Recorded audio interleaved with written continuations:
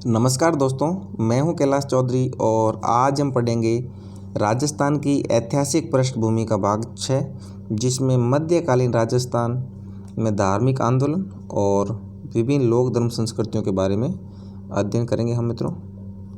आओ शुरू करते हैं।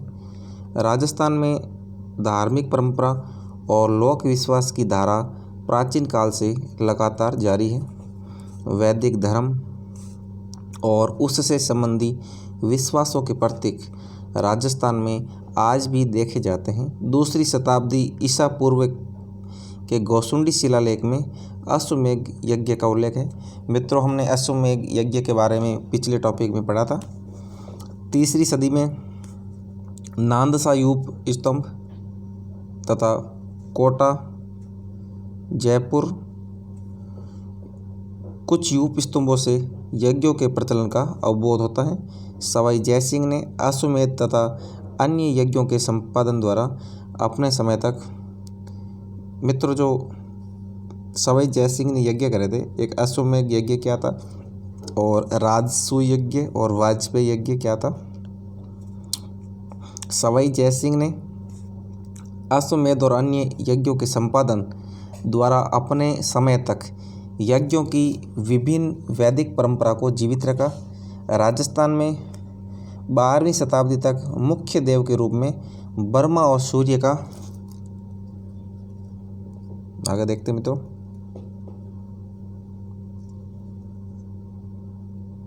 अर्चन प्रचलित था। अनेक स्रोतों से विदित होता है कि राजस्थान में शैव धर्म का अनेक राजवंशों पर प्रभाव था, जिनमें मेवाड़ और मारवाड़ रियासत प्रमुख हैं। लकुलिस और नाथ संप्रदाय, ये मित्रों जो नाथ संप्रदाय हैं, ये जोधपुर के महामंदिर में इसकी पीठ स्थित है, के आचार्यों ने अपने चमत्कार के प्रभाव से मेवाड़ और मारवाड़ राज परिवार पर क्रमशः प्रभाव स्थापित किया। मित्रों जो लकुलिस संप्रदाय वह है, ये मेवाड़ रियासत में इनको मानने वाले लोग थे, जिसके परिणाम स्वरूप मेवाड़ के महाराणा श्री एकलिंग जी को ही अपने राज्य का स्वामी और स्वयं को उसका दीवान मानते थे। वहीं मारवाड़ के मानसिंह के समय नाथों का शासन, ये मित्रों मानसिंह नाथ संप्रदाय को मानने वाले प्रमुख राजा हुए हैं जोधपुर के। मानसिंह के समय नाथों का शासन कार्य में बड़ा हाथ रहा। मानसिंह ने जोधपुर में नाथों की प्रसिद्ध पीठ महामंदिर का निर्माण करवाया।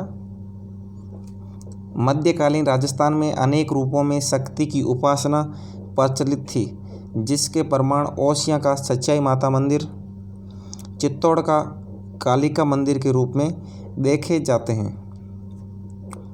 राजस्थान के अनेक राजवंशों ने तो शक्ति पर विश्वास कर उसे कुल देवी के रूप में स्वीकार कर लिया था। आगे देखते हैं मित्रों। बीकानेर राज परिवार करणी माता, मित्रों जो बीकानेर राज परिवार की कुल देवी करणी माता हुई है। जोधपुर की चामुंडा माता, कि मित्रों नागनेची माता या चामुंडा माता एक ही है। सिसोदिया नरेश बाण माता और कछवा राजवंश अन्नपूर्णा माता के आज भी परम भक्त हैं। तो मित्रों हमें याद रखना है कि कौन से राजवंश की कौन सी राजमाता हुई है। तो करणी माता बीकानेर की, नागनेची माता जोधपुर की, बाण माता सिसोदिया की, सिसोदिया राजवंश जो मेवाड़ रियासत से संबंधित है। कछवा वंश अन्नपूर्णा माता, ये जयपुर का है कछवा वंश। राजस्थान में वैष्णव धर्म का सर्वप्रथम उल्लेख द्वितीय शताब्दी ईसा पूर्व के गौसुंडी के लेख में मिलता है।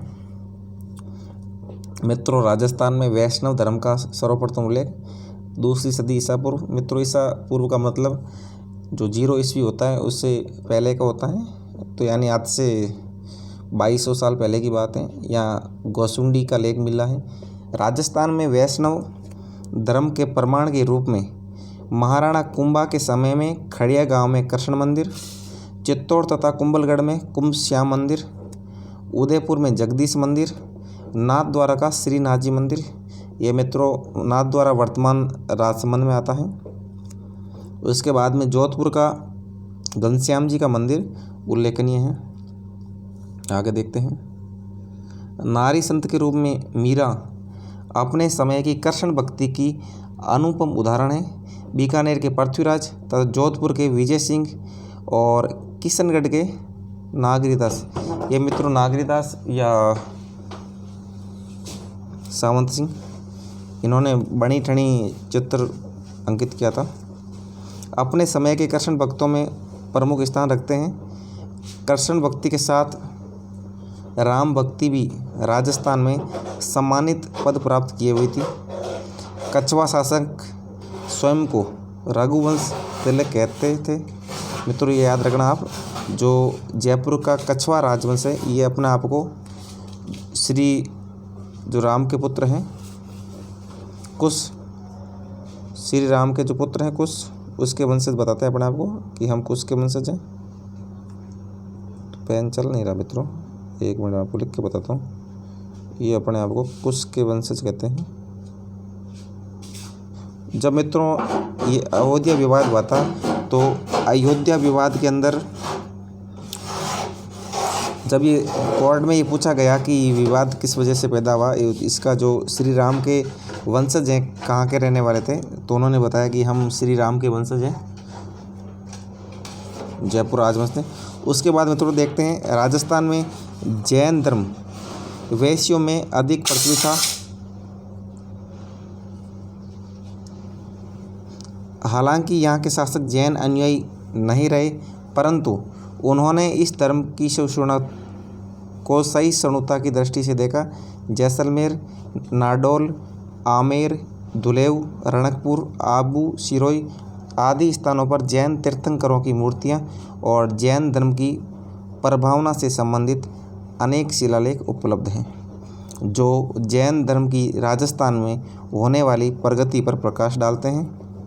राजस्थान को जैन धर्म की सबसे बड़ी देन ये है कि इस धर्म के अनेक विद्वानों ने सहस्त्रों की संख्या में, सहस्त्रों से मतलब दोस्तों यहाँ हजारों की संख्या में हस्तलिखित ग्रंथों को लिखा, जिनमें ज्ञान हमारे लिए आज भी एक बड़ी निधि है। आगे देखते हैं दोस्तों। इस्लाम धर्म राजस्थान में 12वीं शताब्दी में अधिक प्रगतिशील रहा। प्रसिद्ध सूफी संत ख्वाजा मोइनुद्दीन हसन चिश्ती मोहम्मद गौरी के आक्रमणों के दौरान पृथ्वीराज चौहान तृतीय के शासनकाल में भारत आए थे। मित्रों जो हमारे ये अजमेर में ख्वाजा मोइनुद्दीन हसन चिश्ती की दरगाह है, ये जो मोहम्मद गौरी ने 1192 ईस्वी में जब द्वितीय आक्रमण किया था तराइन पर, तब ये आए थे यहाँ। उसके बाद देखते हैं इन्होंने अजमेर को अपना केंद्र बनाया था, जहाँ से इसका जालौर, नागौर, मांडल, चित्तौड़ आदि स्थानों पर प्रसार हुआ। नागौर में प्रसिद्ध सूफी संत हमीदुद्दीन नागौरी की दरगाह है, जो अजमेर के बाद राजस्थान में इस्लाम के प्रमुख केंद्र के रूप में विख्यात हैं। सूफी संतों ने अपने चारित्रिक बल से मध्ययुगीन धार्मिक आक्रोश को कम करने में सफलता पाई। मित्रों आज आवाज़ आ रही है आपके पास में, तो आपको शायद आवाज़ क्लियर नहीं आ रही है, कोई ना, आप सुनते रहिए। आगे देखते हैं मित्रों। जो नागौर में प्रसिद्ध सूफी संत हमीदुद्दीन नागौरी की दरगाह है, जो अजमेर के बाद राजस्थान में इस्लाम के प्रमुख केंद्र के रूप में विख्यात हैं। सूफी संतों ने अपने चारित्रिक बल से मध्ययुगीन धार्मिक आक्रोश को कम करने में सफलता पाई। इतना ही नहीं, राजस्थान के अनेक शासकों द्वारा मस्जिदों को अनुदान दिए जाने के उल्लेख मिलते हैं। अजमेर की दरगाह शरीफ को अदित सिंह और जगत सिंह द्वारा गांवों को भेंट के रूप में दिए जाने के वर्णन मिलते हैं। तो दोस्तों अजमेर की जो दरगाह शरीफ को अजीत सिंह ने और जगत सिंह ने जो गांव भेंट किए थे, जिसके परिणाम स्वरूप राजस्थान में 18वीं शताब्दी तक हिंदू मुस्लिम वैमनस्य का विशेष रूप से नज़र नहीं आया। फिर नेक्स्ट देखते हैं।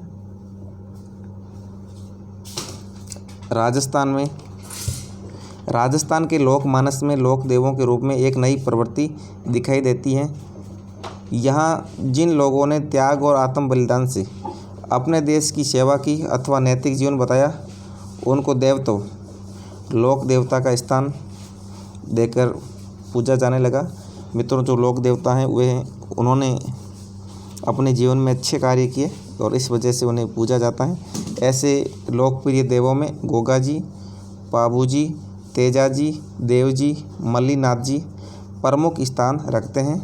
इन्होंने अपने आत्म उत्सर्ग के द्वारा तथा सादा और सदाचारी जीवन बिताने के कारण अमरत्व प्राप्त किया। लाखों की संख्या में ग्रामीण आज भी तेजा जी का चिन्ह गले में पहनते हैं। मित्रों, जो तेजा जी को पूजने वाले लोग हैं विशेष रूप से नागौर और अजमेर ज़िले में हैं। आगे देखते हैं।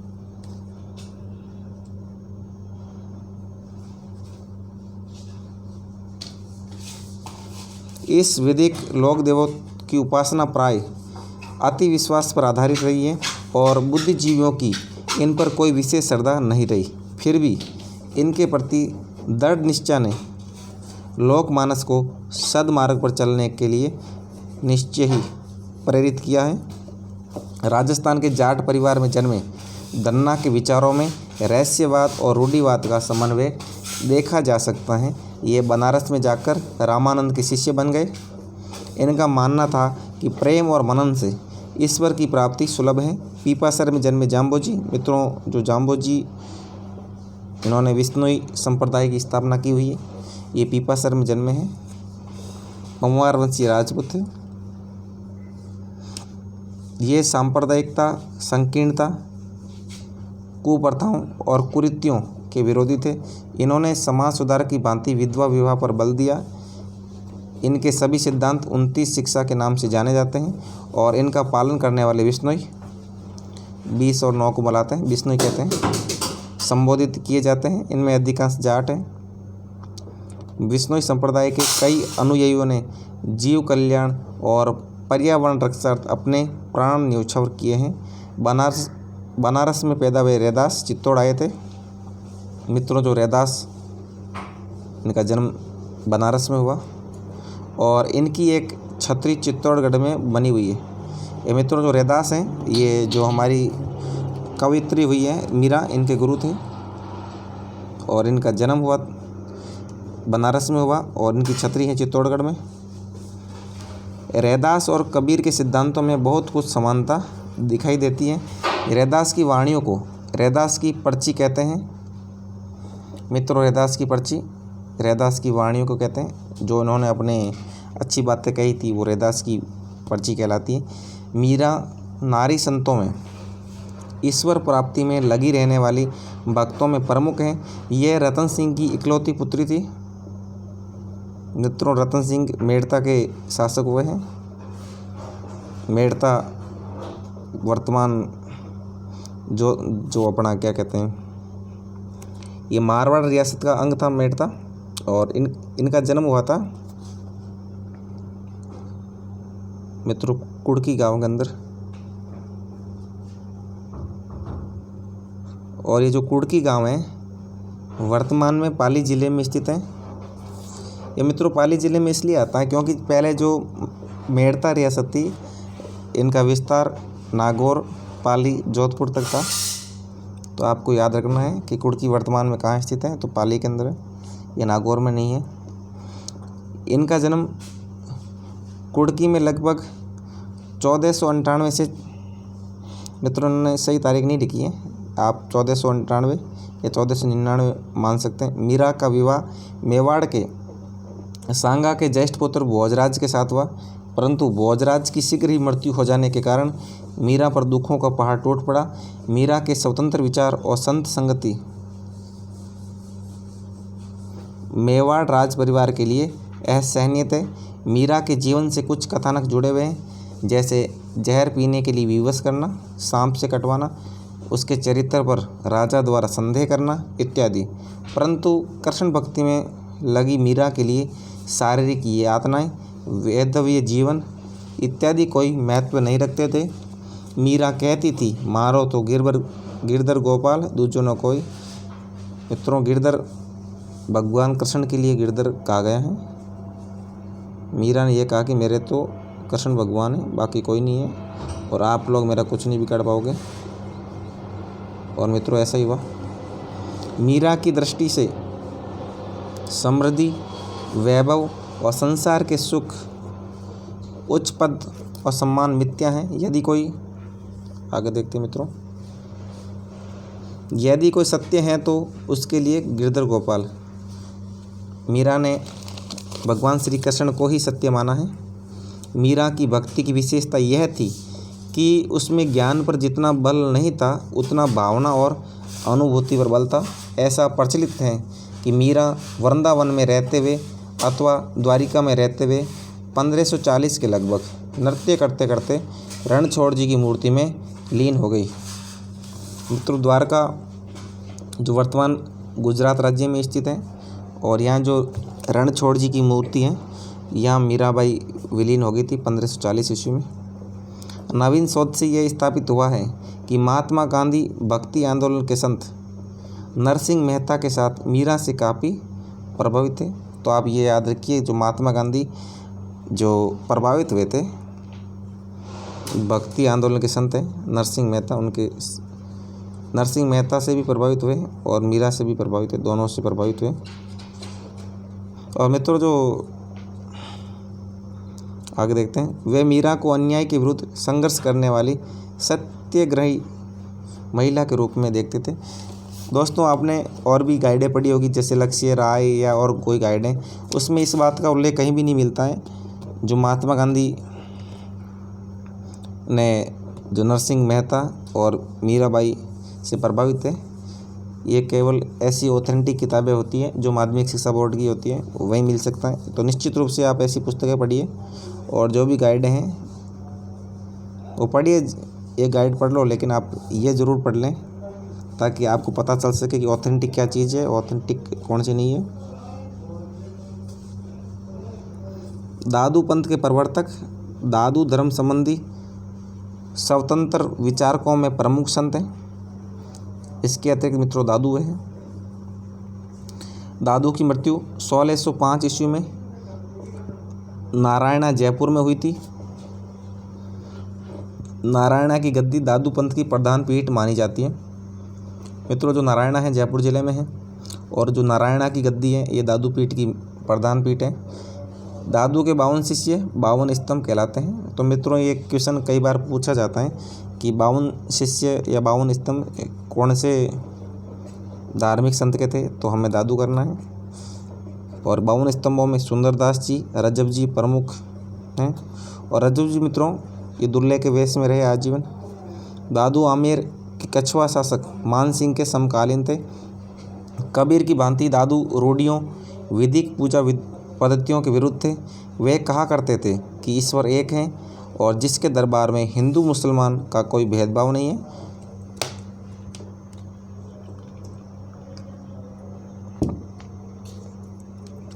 दादू की उपासना निरंजन और निर्गुण ब्रह्म की प्रधानता को लेकर है। आगे देखते हैं मित्रों,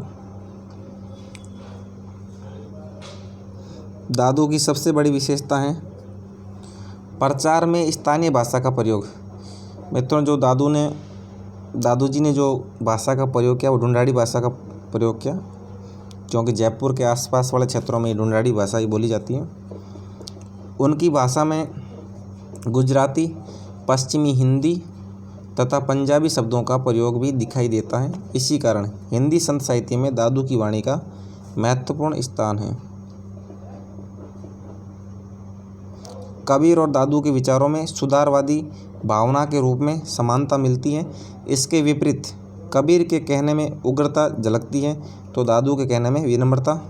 दादू द्वारा प्रतिपादित पंथ में प्रेम एक ऐसा धागा है जिसमें गरीब व अमीर बांधे जा सकते हैं तथा जिसकी एक सूत्रता विश्व कल्याण का मार्ग प्रशस्त कर सकती है। तो मित्रों, आपको याद रखना है दादू जी का कोटेशन, गरीब और अमीर बांधे जा सकते हैं एक धागे में, जिसमें एक सूत्रता विश्व कल्याण का मार्ग प्रशस्त कर सकती है। लालदासी संप्रदाय के संस्थापक संत लालदास जी का जन्म ये दौलीदूब गांव मित्रों जिला अलवर के अंदर है, अलवर डिस्ट्रिक्ट के अंदर संत लालदास जी अलवर के हैं। इनका गांव आपको याद रखना है दौलीदूब गांव। आगे देखो मित्रों, इन्होंने हिंदू मुस्लिम दोनों धर्मों की अच्छाइयों को अपनाकर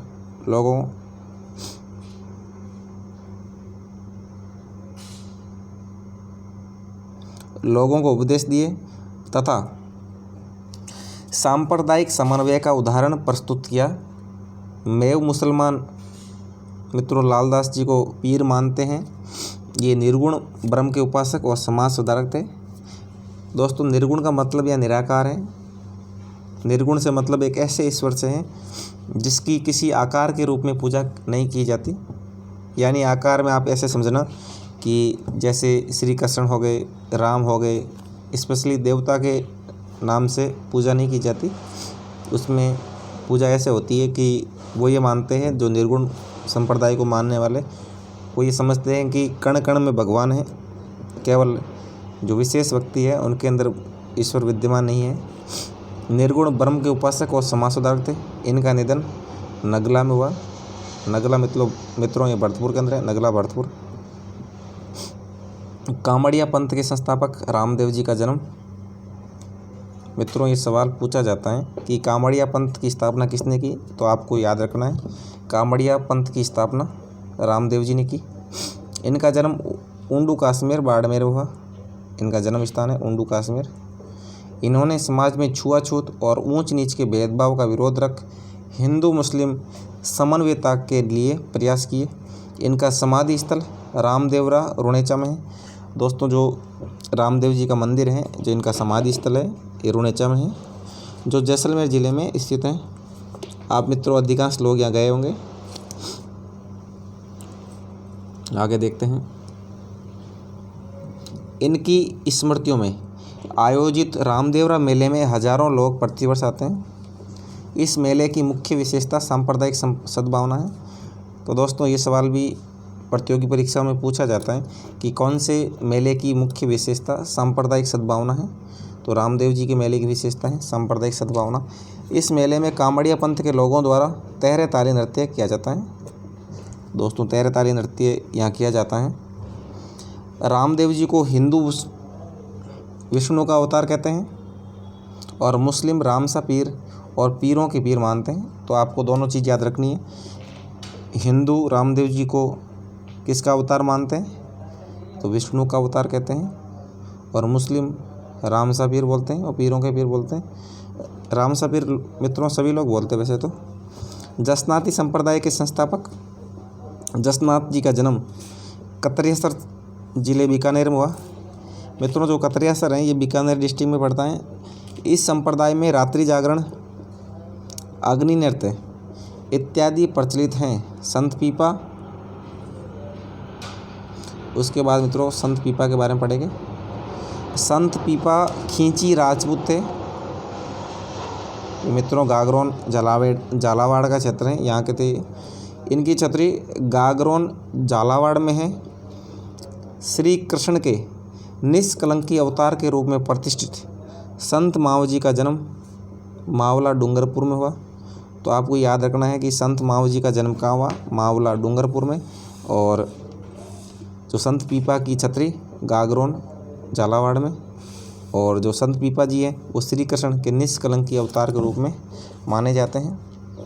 और संत मावजी ने वेणेश्वर धाम की स्थापना सोम, माही, जाखम नदियों के त्रिवेणी संगम पर की।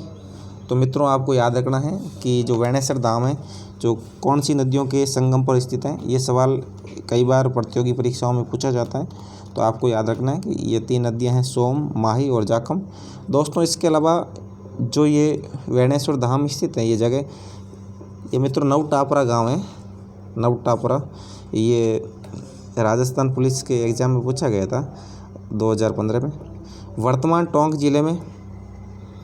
टोंक जिले के सोडा ग्राम में विजय वर्गीय वैश्य परिवार में जन्मे संत रामचरण ने 18वीं सदी के राजनीतिक और धार्मिक फास के काल में जन्म लेकर, अब रामचरण जी के बारे में पढ़ेंगे।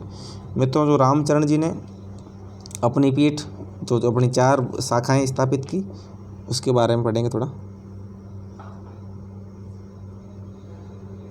आगे देखते हैं। संत रामचरण जी ने 18वीं सदी के राजनीतिक और धार्मिक हास के काल में जन्म लेकर इस समय की क्षतिपूर्ति की। इन्होंने अपने विचार को मूर्त रूप देने के लिए अणभेवाणी की रचना की। तो मित्रों ये पूछा जाएगा कि अणभेवाणी की रचना किसने की, तो संत रामचरण जी ने की। तथा रामशनई संप्रदाय का प्रचलन किया।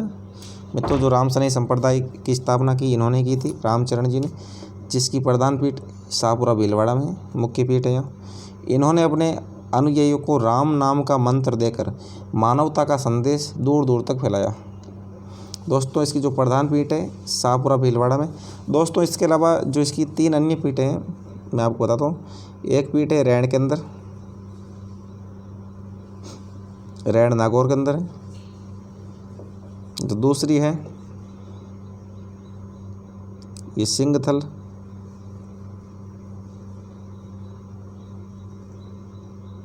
मित्रों जो सिंगथल है बीकानेर जिले में आता है।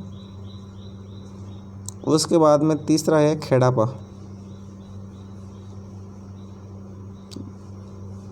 खेड़ापा दोस्तों जो जोधपुर ज़िले में आता है। तो आपको याद रखना है संत रामचरण जी की 4 पीठें रैण, सिंगथल, खेड़ापा और जो मैन पीठ है शाहपुरा भीलवाड़ा में। आगे देखते हैं। ये निर्गुण उपासक थे। तो मित्रों आपको याद रखना है ये निर्गुण उपासक थे। आपको निर्गुण की परिभाषा बताई थी। अतः रामशनई मत को मानने वाले मूर्ति पूजा नहीं करते। इस पंथ में नैतिक आचरण, गुरु महिमा, सत्यनिष्ठा, धार्मिक अनुशासन पर बल दिया जाता है। बिल्कुल इस प्रकार मध्यकालीन धार्मिक आंदोलन और लोक विश्वासों ने राजस्थानी समाज में न्यूनाधिक नवजागरण की अलग जगाई। इस काल की धार्मिक सांस्कृतिक गतिविधियों ने सभी हिंदू और दलित जाति को एक वर्ग मानकर पंथों की सीमाएं बनाई, जिससे विधर्मी होने के अवसर कम हो गए। भारतीय जनता एक सूत्र में बंधी रह गई। यहाँ तक कि कई पंथों ने तो हिंदू मुसलमानों के भेदभाव को अस्वीकृत कर चेतना के स्वर को नव आयाम प्रदान किया। कुल मिलाकर यह युग न केवल राजस्थान की संस्कृति का उज्ज्वल युग है, आगे देखते हैं, अपितु सांझी संस्कृति का परिचायक भी है, जो भारतीय संस्कृति की आत्मा है। दोस्तों आज हम इतना ही पढ़ेंगे और कल हम पढ़ेंगे राजस्थान के मध्यकालीन प्रमुख ऐतिहासिक और सांस्कृतिक स्थलों के बारे में। दोस्तों क्योंकि लंबा वीडियो हो जाएगा फिर आपको देखने में आसानी नहीं होगी। दोस्तों इसके अलावा आप यदि हमारे चैनल पर पहली बार आए हैं तो चैनल को सब्सक्राइब करें। इसके अलावा वीडियो को लाइक करें, शेयर करें। दोस्तों जो हमारे व्हाट्सएप इत्यादि प्लेटफॉर्म होते हैं उसके स्टेटस पर इस वीडियो के लिंक को ज़रूर शेयर करें ताकि अधिक से अधिक विद्यार्थी लाभान्वित हो सके। जय हिंद, जय भारत।